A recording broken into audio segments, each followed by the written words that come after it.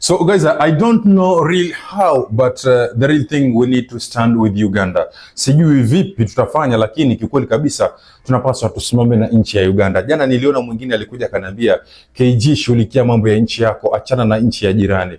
And I was like, nilimjibu nikamwambia, you are like those people ambao wanaleta nchi nyuma, yani ama baadhi ya watu ambao wana comment kama hizo, ama baadhi ya watu ambao kuna taswira kama hizo, mimi naziita ni taswira za kijinga ambazo zinaleta nchi zetu nyuma. Yani jambo likifanyika nchi nyingine hatupasi kuzungumzia endapo wale wenye ile nchi yenyewe wamekwamishwa na wakaambiwa wasizungumzie masuala kama hayo, because you cannot accept that there's a certain problem in my country na unitarajie mimi niongelelewe wakati najua nitakuwa kwenye hali ambayo nitakwamishwa na serikali yangu. So I have to keep quiet, sio kwamba ati nimependa. Na the same thing happened to Tanzania. By the time kulikuwa kuna shida na Tanzania, vyombo vyote vya habari ndani ya Tanzania vilifyata midomo yao, vikanyamazishwa kabisa, na si kwa watu walikuwa wanafurahishwa na kile kitu ambacho kinaendelea ndani ya Tanzania, la hasha, lakini kwa sababu walikuwa wamefinyiliwa na wakaambiwa hakuna kuongea swala lolote ambalo linaendana na uchaguzi wala baada ya uchaguzi.